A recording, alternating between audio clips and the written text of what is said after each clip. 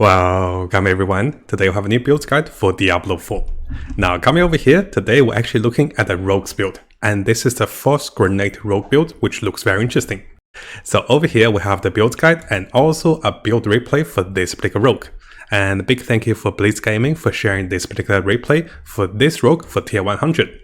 So firstly, let's have a look at the Rogue replay and how strong the Rogue is in tier 100, and then we'll look into the build. So let's briefly have a look at the combination of the Rogue. Now right away you can see the Rogue have different ways of getting more imbuement. And let me turn down the volume a little bit, should be okay. So there is a lot of burst damage with the Rogue, and the Rogue moves very fast in the high level dungeons, which make this build very variable for farming and also speed clearing build. Now similarly, this build have some really good, defensive mechanics because you're quite durable even at tier 100. And the mobility of the build and also attack speed of the build makes it really interesting to see all the damage numbers fly around. So this is definitely a nice build that was recommended by one of my friend Lawcakes, and he said he's currently using the Force Grenade build for the Rogue. And if you guys do plan to try the Rogue, this is definitely one of the best build for the Rogue in the current meta. I did have a look at the latest patch for the Rogue. It does seem like there wasn't that many buffs to the Rogue compared to the Barbarians and also the Sources, but still you're doing a lot of damage numbers. So briefly having a look at the speed of the build. And of course we'll look into the skill rotations of the build and also combination at the later part of this particular guide. Now fast forwarding to the boss of the tier 100, you can see our friend here, Blitz Gaming, actually changed his specs for the Shadow Step to gain more power against the boss. This build has some really good utility and also disable against the boss. And once you stagger the boss, you do tons of damage, as you can see over here. So one of the biggest bursting window is the ability to daze and also disable the boss. And once you're able to get the boss into the stagger phase, you're doing lots more damage. And I do believe similarly this build can be very good in terms of PvP because the amount of disablement if the opponent does not have unstoppableness. And you can see right away after a few hits, this Rogue was able to disable the boss multiple times within one phase. And of course over here our friend is currently level 97, which is what I like. He's not max level to 100. And this build still works wonderfully in terms of its powers with tier 100 with soloing the boss. Now coming over to the build guide for the Force Grenade Rogue. Now again, a big thank you for Lawcakes for sharing me with this video and also Blitz Gaming for sharing us the demonstration of this build with Force Grenade Rogue. He does have a link over here onto Max Rogue Builder, but I do think it's a little bit out of date and not exactly what he has on the build. So what we're learning is we're going to learn from Mobilitics with more information on the gear stats and also more notes over here. Now one thing I want to let you guys know, I'm not gonna be the Rogue expert because I'm playing the Druid and also playing the Barbarians. So I did play the Rogue a little bit in the pre-seasons, but here we're learning together with the legendary choices. So right away we have two unique items of choice for this particular build. And I do believe the Penance Greaves is one of the essential items for this build for increase of cold damage and also ability to chill enemies. And it's quite important to have these boots. Now if you guys are like me, I actually have lots of those boots, so I just want to show you I have tons of those boots. I even have more in my other stashes. So those boots you do want to roll for the maximal damage dealt for the 10% more damage against chilled enemies. And this can be really good for you to deal more damage for the cold rogue. Now in terms of the other unique item, it is recommended to go with Asher's Kanjab, I cannot pronounce. It's a pretty nice unique dagger to provide you with bonus damage against close enemies and also provide you with increased attack speed up to 30%, which is going to be very powerful for this build for killing elite monsters and having more lucky hit chance. So those are the two recommended unique items. Now if you do not have those items, this build can still work with alternative legendary items. But once you have those unique items, you will become even stronger with this particular build. Now coming over to the other legendary aspects of choice. For the helmet, we're going with the increase of armor up to 30% as you deal more damage. And defensively for the chest, we're going to have the Frostbitten aspects, which allows us to increase critical chance to frozen enemies and also deal more critical damage, which is actually pretty nice. Now as for the gloves, we're going to have aspects of Shared Misery, which allows us to spread the crowd control onto multiple enemies to provide us with more crowd control and also more special effects.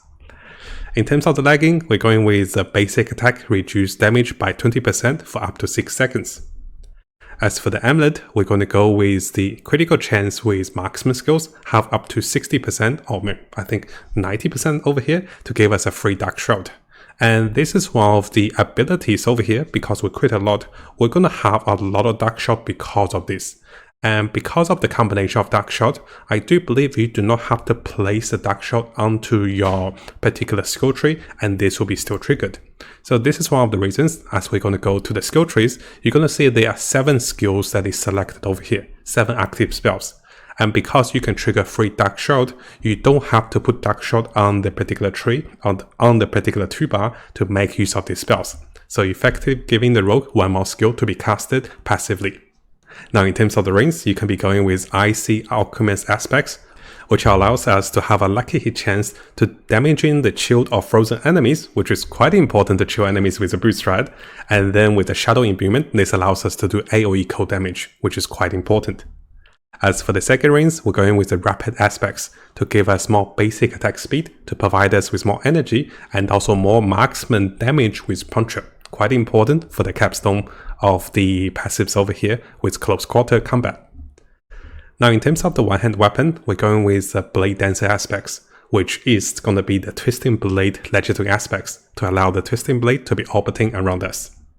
And finally, for the two-handed aspects, we're going with the Critical Strike with core skills to give us up to 50% attack speed.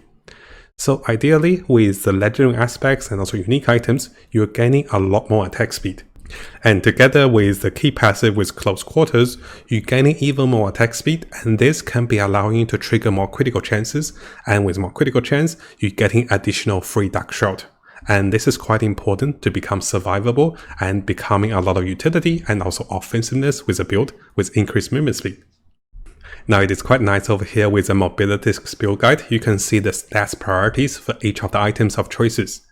And here I do want to recommend a few things you want to notice. So notice for the defensive gears, you're looking for armor percentage, damage reduction from close, and also damage reduction. And one thing for the rings, you're going to notice that they're also recommending to go with maximum life. I do feel like maximum life is an underrated, particular effects on the rings, because this is one of the defensive effects we don't usually go on the helmet and also on the chest, because you want close or damage reduction, right? So if you can get maximum life on the rings together with critical chance and lucky hit, this is already a pretty powerful ring. And I do think this build, in terms of its survivability and also mobility, is going to be very powerful if you follow at least 3 out of the 4 recommendations of the stats over here. Now in terms of the choice of the Malignant Heart, it is recommended to go with a cluster mutilation, which allows us to combine with the force grenades and also the combination of the frostbitten aspects to stagger the boss faster. The other gems that is recommended are going to be the Revenge Heart and also the Val Apocary. I cannot pronounce those two, but you guys know what I mean. And this is to allow us to get more free imbuement spells, and also to provide us with more damage reduction. Now you can tell I'm pretty clueless for the rogue, because I didn't play rogue on the season 1. Those particular heart are like, I was like, whoa, what are those, right?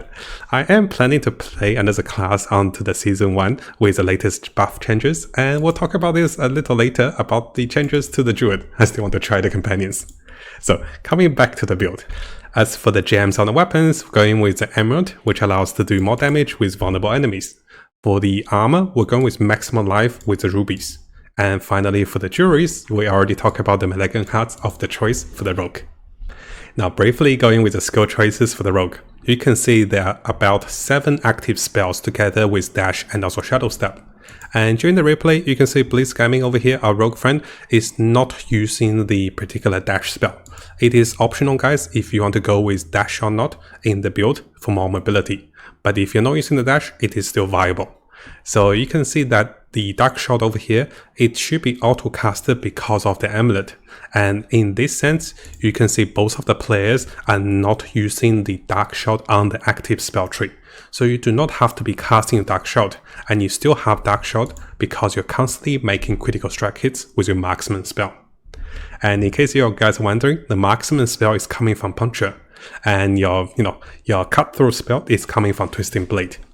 Together with the marksman and also Puncture, you'll be able to enjoy the close quarter combat, which allows you to damage enemies with marksman or cut through spells to provide you with a massive boost of attack speed against crowd control enemies, which actually happens a lot. Now the rest of the skill trees are pretty straightforward for the rogue for some really nice passives for damage reduction and also bonus damage and also lucky hits. Now one thing I do want to mention over here, the ability to use 2 different imbuement. And you do want to space them out, and with the availability of the combo points, you can deal more damage with your imbuement.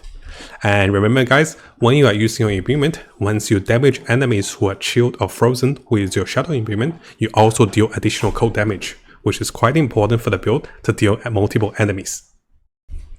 Now briefly coming over to the Paragon board, and because I'm not a rogue expert, let's just have a look at the Paragons of choice for the gems over here, and after that, we're going to have a look at the choice of the pathing for the Paragon. So here we're going to see the first rare glyph is going to be Kenny, which allows us to deal additional non-physical damage. The second board, we're going with Diablo, which allows us to have additional magical knock powers. And when hit enemies with attack that applies crowd control, they will take increased damage up to 10%. The second glyph, or the third glyph over here, is going to be Combat, which allows us to have skills that critical strike to restore energy, and together we deal more critical strike damage, which is quite important for most of the builds. And for the next socket, we're going with Control, which provides us with more damage against crowd control enemies.